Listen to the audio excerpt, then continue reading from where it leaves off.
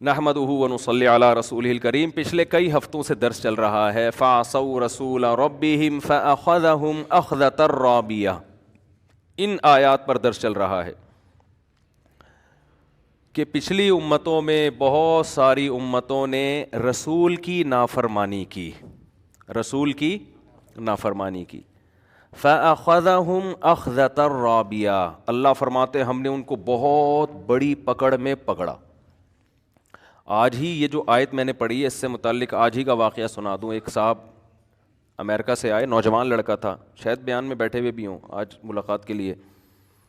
تمیز سے جب آپ آئیں گے نا ملاقات کا ٹائم لے کے، میں ملتا ہوں، بغیر تمیز کے ایسی کہ سر پہ مسلط ہوں گے تو بھائی پھر نہیں، آدمی نہیں برداشت کر پاتا۔ تو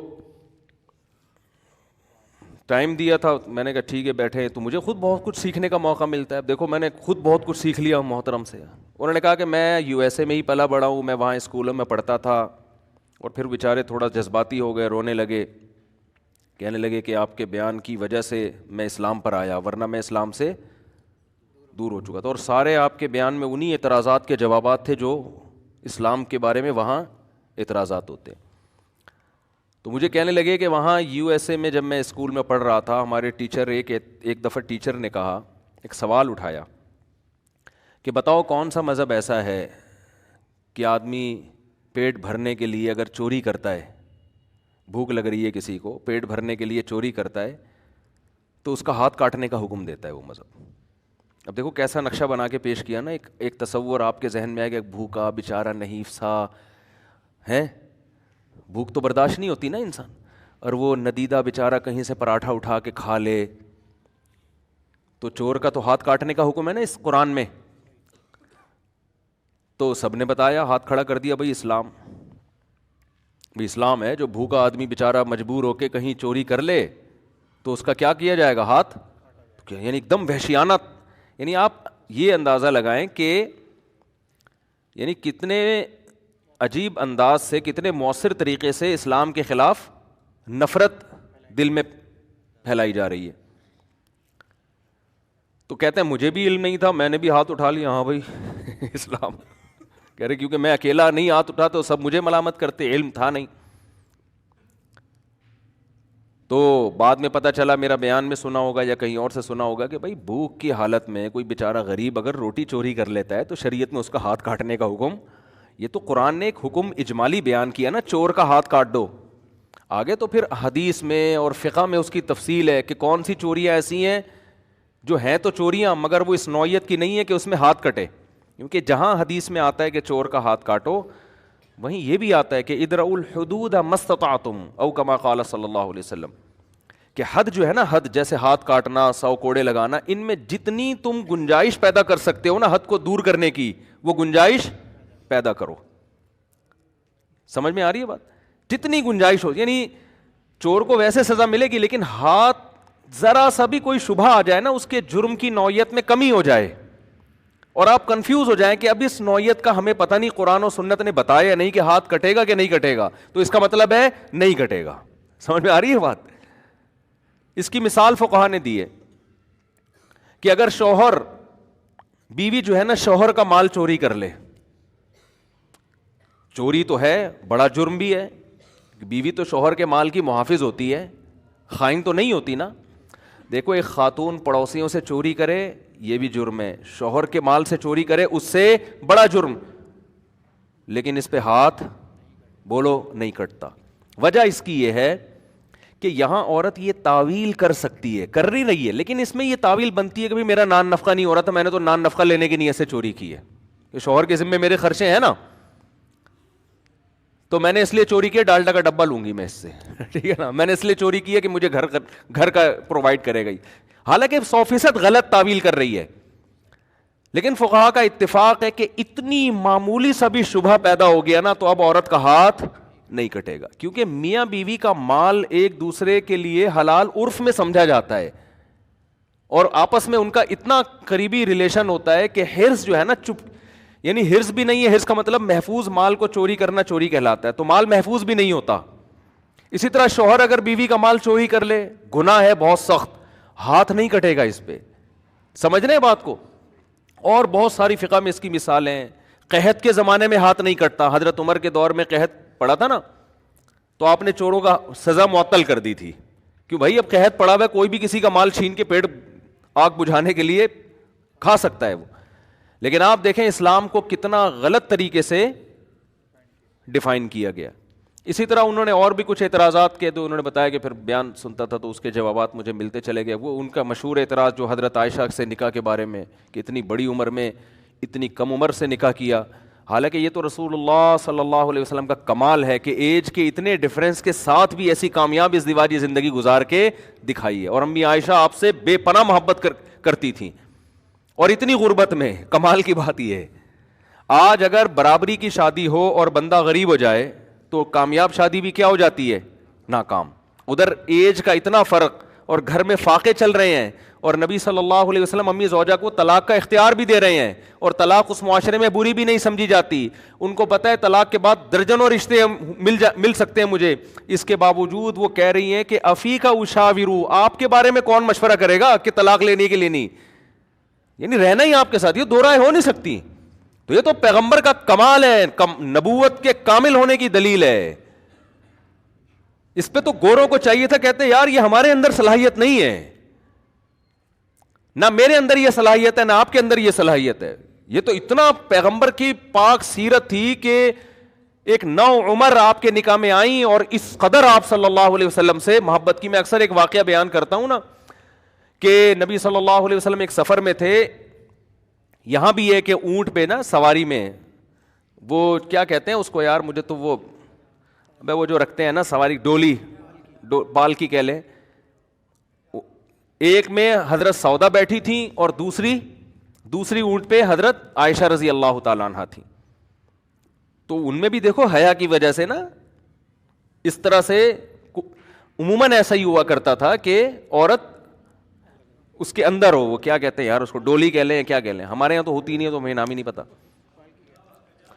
کجاوا. تو اس کجاوے میں بیٹھا کرتی تھیں عموماً خواتین. ہماری دادی ہمیں بتایا کرتی تھیں سہارنپور میں, بتاتی تو کراچی میں تھیں, یعنی واقعہ سہارنپور کا تھا. لوگ اس پہ کلپ بنا لیں گے کہ اچھا یہ سہارنپور کے واقعات بیان, سہارنپور تو کبھی گئے نہیں ہم. تو بتاتی تھی ہمارے, کیونکہ ہم بڑے لینڈ لارڈ تھے, ہمارے دادا اور دادی وغیرہ, یہ خاندان بہت زمیندار تھے نا, تو وہ بتاتی تھی جتنا کوئی مالدار ہوتا تھا ان عورتوں کا پردہ اتنا ہی زیادہ, کیونکہ عزت کی علامت تھی نا پردہ. تو غریب خاندانوں میں اتنا سخت پردہ نہیں تھا, مالدار خاندانوں میں بہت زیادہ پردہ تھا, یعنی وہ تو عزت کی علامت سمجھا جاتا تھا. جیسے عربوں میں بھی پہلے جو بادشاہ ہوا کرتے تھے ان کی عورتوں کو دیکھنا ممکن نہیں تھا. اب کیا ہو رہا ہے کہ وہ اب جیسے جیسے لبرلزم آ رہا ہے تو وہ جتنے اونچے خاندان کی عورت ہوگی اتنا ہی کپڑے اس کے جسم پہ کم ہوں گے, یعنی یہ علامت سمجھی گئی. پراپر ڈریس ہے اس کا مطلب یہ کہیں بیچاری اورنگی ٹاؤن میں رہتی ہے پورے کپڑے پہنے میں, اور اگر جتنے کپڑے کم ہوتے چلے جائیں گے سمجھ لو کہ بہت 1000 گز کا بنگلہ تو کم از کم ہے. بنگلے کا سائز جیسے جیسے بڑھے گا کپڑے کا سائز اسی حساب سے چھوٹا ہو.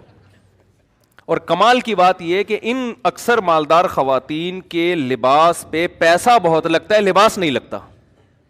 کمال کی بات ہے یار, یہ لباس پہ پیسہ لگ رہا ہے مگر لباس پہ لباس نہیں لگ رہا. پتہ نہیں کس چیز پہ پیسہ لگ رہا ہے پھر. ان کے کپڑے بہت مہنگے ہوتے ہیں لیکن کپڑے نہیں ہوتے اس میں. تو یہ عجیب عجیب چیزیں مارکیٹ میں آ رہی ہیں. تو خیر کیا کہہ رہا تھا میں, دیکھو ہاں, تو ہماری دادی بتایا کرتی تھیں سہارنپور میں کہ ہم جب کہیں سفر پہ جایا کرتے تھے نا تو وہی ڈولی لائی جاتی تھی. ڈولی بہت پرانا واقعہ, میری دادی کی بہت عمر تھی ماشاءاللہ, اب تو انتقال ہو گیا, اللہ مغفرت فرمائے, بڑی لمبی عمر تھی. تو وہ بتاتی تھی کہ ڈولی کے اندر ہم لوگ بیٹھا کرتے تھے جا کے, پھر ملازم اس ڈولی کو اٹھاتے تھے. یعنی اس کا بھی اہتمام ہوتا تھا کہ عورت کے برقعے پہ بھی نظر نہ پڑے.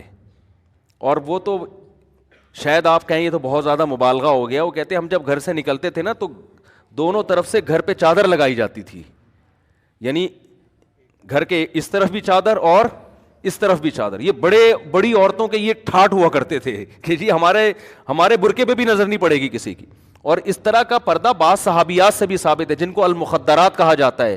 اور نبی صلی اللہ علیہ وسلم نے ان پہ نکیر نہیں کی. حدیث میں آتا ہے نا عید کے دن نماز پڑھنے آئیں جو مخدرات ہیں وہ بھی آئیں, یعنی وہ عورتیں جو جن کے لباس بھی کسی کو نظر نہیں آتا, تو ان کو بھی نبی نے ترغیب دی کہ عید کے دن نماز پڑھنے کے لیے آئیں. تو ایسا پردہ ہوا کرتا تھا. یہ دادی کا واقعہ کہاں سے آیا بھائی؟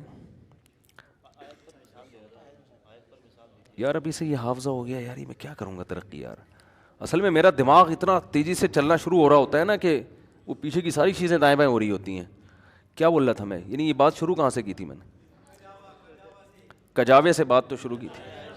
ہاں حضرت عائشہ کا واقعہ سنا رہا تھا میں, وہ موضوع تو مجھے یاد تھا. یہ حضرت عائشہ رضی اللہ تعالی عنہا ایک ہودج میں کجاوے میں اور حضرت سودا دوسرے کجاوے میں. تو امی عائشہ فرماتی ہیں رسول اللہ صلی اللہ علیہ وسلم میرے ساتھ بیٹھے ہوئے تھے, تو تھوڑی دیر میں اٹھ کے آپ صلی اللہ علیہ وسلم کہاں چلے گئے؟ حضرت سودا کے پاس. امی عائشہ فرماتی ہیں میرے جو جذبات تھے نا, مجھے اتنی تکلیف ہو رہی تھی کہ میرے پاس سے کیوں چلے گئے, کہ میں نے ہودج سے اپنا پاؤں باہر نکالا اس نیت سے کہ مجھے کوئی بچھو ڈنگ مار کے ہلاک کر دے. آپ بتاؤ ایک نو عمر کے ایسے جذبات اپنے شوہر کے بارے میں, آج کوئی عورت ایسی ٹوٹ کے عشق جیسی محبت کر سکتی ہے؟ اور گورا کہہ رہا ہے کہ معاذ اللہ ظلم ہو گیا, چھوٹی سی بچی سے نکاح کر لیا, چھوٹی سی لڑکی سے نکاح کر لیا. او بھائی ان سے پوچھو, وہ کہیں گی میرے لیے اس سے بڑی سعادت کی کوئی بات ہو نہیں سکتی. وہ اتنا عشق جیسی محبت کر رہی ہیں. تو جو میں عرض کر رہا تھا کہ اللہ نے قرآن میں کیا فرمایا کہ پچھلی امتوں نے نافرمانی کس کی؟ رسول کی, جس کی وجہ سے اللہ نے ان امتوں کو تباہ کر دیا. تو میں یہ عرض کر رہا تھا کہ رسول کی نافرمانی کا مطلب کیا ہے؟ اگر آپ مذہب کو نہیں مانتے تو آپ فیصلہ کس سے کرو گے؟ عقل سے. تو آپ کا حشر وہ ہوگا جو اس معاشرے کا ہو چکا ہے کہ یہ جو محرم رشتے ہیں ان کا بھی آپس میں ریلیشن, اور آپ عقل کی روشنی میں اس کو ناجائز نہیں کر سکتے. تو جو بڑے بڑے دنیا میں جرائم ہوں گے, تو اللہ کی نظر میں رسول کی ویلیو بہت زیادہ ہے. ہمارے پڑھے لکھے لوگوں کی نظر میں رسول کی ویلیو زیادہ نہیں ہے. ملکی قوانین کی ہے, یونائٹڈ نیشن کی ہے, اور آپ کے کلچر کی ہے, لیکن اللہ اور اس کے رسول کو اپنی ڈکشنری سے نکال دیا. تو دیکھو بالآخر آپ نے آنا اسلام ہی کی طرف ہے. اسلام کے علاوہ کسی کے پاس اللہ کی قسم نہ دنیا میں نجات کا راستہ ہے اور نہ آخرت. رہا مسئلہ جو اسلام پہ اعتراضات کیے جاتے ہیں نا, آپ کسی عقل مند سے پوچھو وہ بتائے گا یہ اسلام کا اعتراض نہیں, اسلام کا حسن ہے جس کو آپ کو اعتراض بنا کے بتایا جا رہا ہے. کتنے الٹے اعتراض. میں نے بتایا تھا نا ایک کہ حضرت ابو ذر غفاری رضی اللہ تعالیٰ عنہ نے نبی صلی اللہ علیہ وسلم سے پوچھا کہ کیا مومن جنت میں جائے گا؟ آپ نے فرمایا ہاں مومن جنت میں جائے گا. انہوں نے فرمایا وَإِن زَنَا وَإِن سَرَقَ, یا رسول اللہ اگر وہ زنا کرتا ہے, چوری کرتا ہے, پھر بھی جائے گا؟ آپ نے فرمایا پھر بھی جائے گا. اس بات پہ بھی بہت سے لوگ اعتراض کرتے ہیں کہ دیکھو اسلام زنا اور چوری کو پروموٹ کر رہا ہے. تھوڑی سی تحقیق آپ کر لو نا کہ جن صحابی نے یہ سوال پوچھا اور نبی نے 3 دفعہ فرمایا کہ زنا چوری کرے پھر بھی جنت میں جائے گا, ان صحابی نے یہ سن کے زندگی میں ایک دفعہ بھی زنا نہیں کیا, نہ ایک دفعہ بھی چوری کی. بلکہ حضرت ابو ذر غفاری ایسے صوفی صحابی تھے, اتنا خواہشات نفسانیہ سے بچا کرتے تھے کہ حلال خواہش بھی آپ نے چھوڑ دی تھی. آپ کا یہ نظریہ تھا کہ پیسہ حلال رکھنا بھی جائز نہیں ہے, آپ کی یہ سوچ تھی. تو جو تقوی کے اس معیار پہ پہنچا ہوا صحابی ہے, حالانکہ اس حدیث کو سننے کے بعد تو آپ کو یہ سوچنا چاہیے تھا ہر چیز حلال ہو گئی نا. تقوی کے ایسے معیار پر تھے کہ آپ سمجھتے تھے کپڑے بھی پھٹے پرانے پہننے پڑیں گے آپ کو, یہ دنیا مسافر خانہ ہے, آپ کو حلال میں بھی قناعت کرنی پڑے گی. حضرت عمر رضی اللہ تعالیٰ عنہ نے آپ کی سوچ کی وجہ سے آپ کو مدینہ سے باہر نکال دیا تھا کہ آپ مدینہ میں نہیں رہ سکتے, کیونکہ سب لوگوں پر اعتراض کرتے تھے وہ کہ بھئی آپ نے اتنا اچھا لباس کیوں پہنا ہوا ہے, آپ نبی کا تو ایسا لباس نہیں تھا. یعنی تقوی کے ایسے معیار پر. تو آپ سمجھ سکتے ہیں کہ جس صحابی کو یہ بات بتائی جا رہی ہے وہ اس کا مفہوم کچھ اور لے رہے ہیں اور آپ اس کا مفہوم کچھ اور لے رہے ہیں. اگر اسلام اس طرح کی حدیثوں کے ذریعے چوری کو پروموٹ کرنا چاہتا تو ابو ذر غفاری رضی اللہ تعالیٰ عنہ معاذ اللہ وہ تو چوری کی طرف مائل ہوتے, وہ تو حلال کی طرف بھی مائل نہیں ہے. اس سے پتہ چلتا ہے کہ اس حدیث کا وہ مفہوم نہیں ہے جو آپ توڑ موڑ کے پیش کر رہے ہو. اس کا وہی مفہوم ہے جو پوری امت مراد لیتی ہے کہ ایمان کی برکت سے سزا کھانے کے بعد بالآخر جنت میں چلا جائے گا, چوری کی سزا ملے گی. اسلام تو چوری کے اتنا خلاف ہے, اسلام کہہ رہے ہاتھ کاٹ دو, جبکہ آپ کیا کہہ رہے ہیں, 2-4 تھپڑ لگا کے اس کو رخصت کر دو. تو جتنے اسلام پہ اعتراض کیے جا رہے ہیں, آپ سرسری غور سے اگر آپ دیکھو تو آپ کو پتہ چلے گا کہ یہ اسلام کا حسن ہے, یہ اعتراضات اسلام کے خلاف نہیں ہے.